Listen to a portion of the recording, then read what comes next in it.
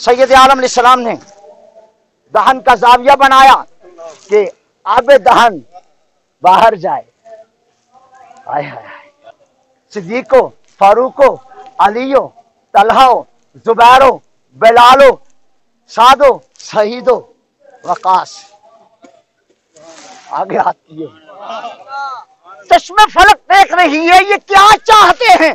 سرکار نے آب دہن باہر پھینکا. صحابہ جس کے ہاتھ پڑ پڑا اس نے دونوں ہاتھوں کو ملا اور مل کر پیر صاحب جسے نہیں ملا اس صحابی کے ہاتھ سے ہاتھ یار ذرا رہنمائی دیں مل کے چہرے پر سینے پر. یہ کیا ہے؟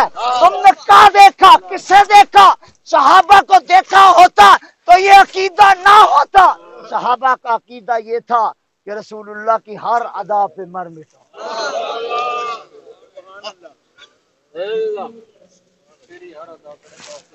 تیری ہر ادا پہ ہے جان فدا،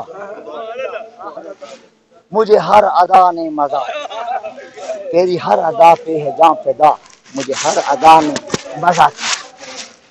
برادران اسلام، نوجوانان ملت، حضور سیدی سندی داتا گنج بخش علی بن عثمان حجویری نواسہ مصطفیٰ کی بارگاہ میں کھڑا ہو کر کہہ رہا ہوں سچ یہ ہے کہ جس چیز کو رسول اللہ سے ادنا نسبت ہوگی وہ بھی بے حد و حساب بلند ہو.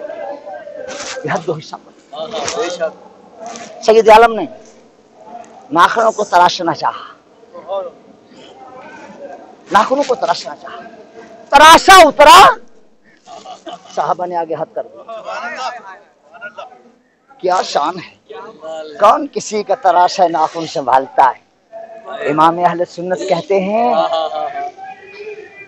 عید مشکل کشائی کے چمکے ہلال. عید مشکل کشائی کے چمکے ہلال. چاند کے 3 نام ہوتے ہیں. جب نیا چڑھے تو ہلال، جب پورا ہو جائے تو بدر، جب پورا ہو کے پھر گھٹ جائے تو قمر. رضا کہتے ہیں عید مشکل کشائی کے چمکے ہلال، ناخنوں کی بشارت پہ لاکھوں سلام مصطفیٰ.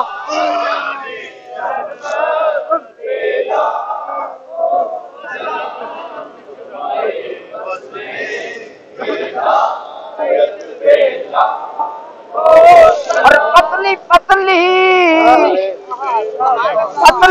پتلی گلے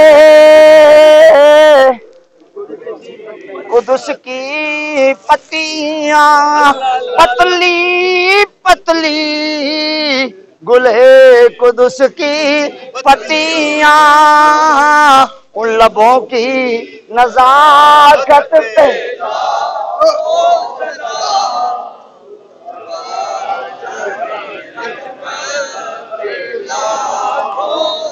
صحابہ نے وہ ناخن سنبھال لیے اور وصیتیں کر دی جب میں مر جاؤں مجھے کفن پہنا کر یہ ناخن میری الفی کے نیچے میرے سینے پہ رکھ دینا.